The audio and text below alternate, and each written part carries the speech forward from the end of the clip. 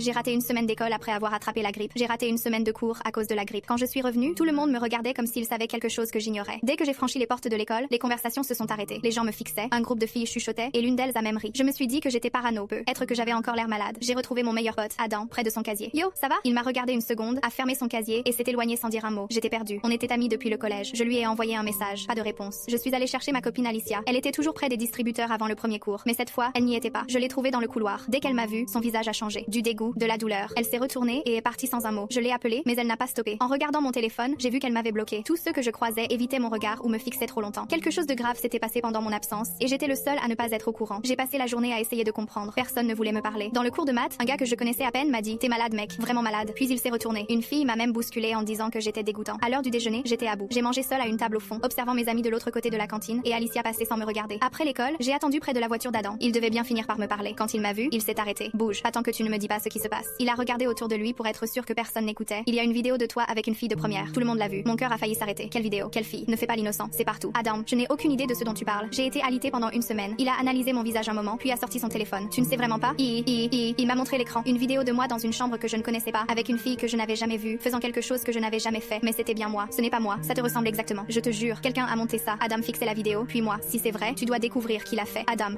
parce qu'en ce moment, toute l'école te considère comme un délinquant. J'ai passé 2 jours à fouiller. Personne ne voulait aider le gars que tout le monde pensait être un délinquant. Finalement, j'ai trouvé un gamin dans mon cours d'informatique qui savait retracer des trucs. Il a analysé la vidéo et a dit que l'éclairage était bizarre, que l'audio était légèrement décalé, des signes classiques de génération paria. Ensuite, il a retracé le post original, compte anonyme, créé 3 jours avant que je tombe malade. Mais le pire, c'est que le compte avait été créé avec le Wi-Fi de l'école. Celui qui avait fait ça était dans le bâtiment. Il a extrait les métadonnées, a réduit le temps, puis a croisé les accès au labo d'informatique ce jour-là. Un nom est ressorti. Je ne voulais pas y croire. Adam, mon meilleur ami depuis la 6e. J'étais malade à nouveau. Le lendemain, je suis entrée dans la cantine. J'ai trouvé Adam avec mes amis, ceux qui ne voulaient même plus me regarder. Je me suis approchée de la table. Tout le monde s'est tu. "Pourquoi t'as fait ça?" Adam a levé les yeux. "De quoi tu parles?" Je lui ai montré mon téléphone, les métadonnées, l'IP retracé à son compte scolaire. "C'est toi qui as fait la vidéo. Tu l'as postée pendant que j'étais malade. Tu as détruit ma vie." Son visage est devenu blême. Ce n'est pas. Tu peux pas prouver. Je viens de le faire." Toute la cantine nous regardait. Adam s'est levé, a observé tout le monde. "T'avais tout?" a-t-il dit. La voix brisée. "Alicia, la place de titulaire, la bourse. T'avais tout et tu ne l'appréciais même pas." Je le regardais, déçu. "Alors tu as créé une fausse vidéo pour tout me prendre?" Il n'a pas répondu. Pas besoin. Tout le monde avait entendu. Adam a pris son sac et est parti. Personne ne l'a suivi. 2 jours plus tard, Adam a été renvoyé. La police est intervenue. Créer des deepfakes de mineurs est un délit. La fille dans la vidéo n'existait pas. Adam avait aussi créé son visage, mais ça n'a pas allégé les charges. Alicia s'est excusée. Mes autres amis aussi. J'en ai pardonné certains, pas tous.